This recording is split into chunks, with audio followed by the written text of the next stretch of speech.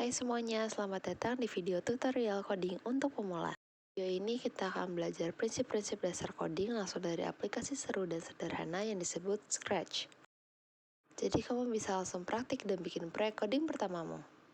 Siap? Yuk kita mulai.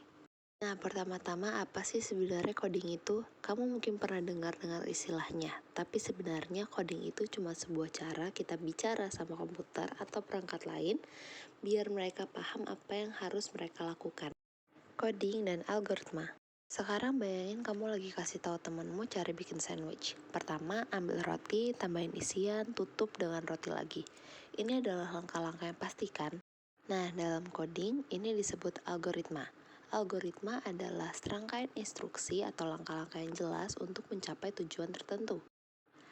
Di Scratch, algoritma jadi bagian dasar yang menyusun setiap aksi yang dilakukan karakter kita, mulai dari bergerak, berubah warna, hingga berhenti. Jadi pas bikin proyek pikirin dulu urutannya, si karakter mau ngapain dulu terus ngapain lagi. Efisiensi gerak, oke ini penting banget. Misalnya kamu pengen karakter di Scratch berjalan lurus sejauh 100 langkah. Tapi gimana cara paling efisien buat ngelakuinnya? Disinilah konsep movement efisiensi atau efisiensi gerak jadi penting. Kuncinya buat kode seefisien mungkin, biar nggak ada yang percuma atau sia-sia. Efisien itu keren, jadi dibanding kasih 10 instruksi buat bergerak maju 10 langkah masing-masing, kenapa nggak langsung kasih satu instruksi aja buat 100 langkah?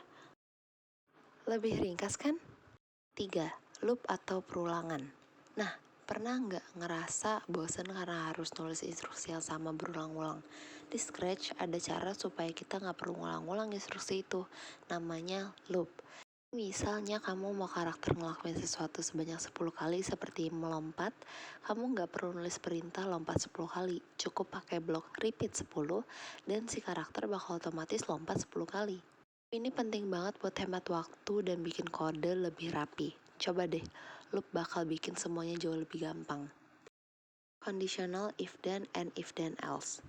Nah, bagian ini bakal bikin programmu lebih cerdas. Di Scratch, kamu bisa kasih syarat tertentu biar karaktermu melakukan sesuatu kalau syarat itu terpenuhi.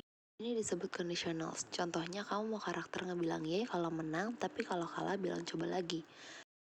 Bisa pakai blok if dan else buat tentuin itu. Jadi, kalau skornya cukup muncul Y, kalau enggak coba lagi. Dengan kondisional ini, karakter kamu bisa punya reaksi yang berbeda-beda sesuai situasi. Seru kan? Ngomong soal coding yang bikin sesuatu cerdas, kamu tahu nggak? Saat ini ada pengembangan yang seru banget di dunia teknologi.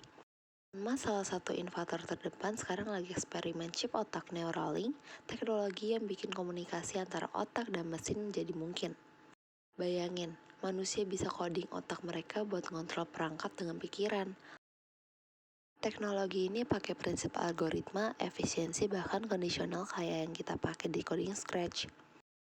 Canggih banget kan? Siapa tahu nanti kamu bisa coding di masa depan cuma pakai pikiran aja.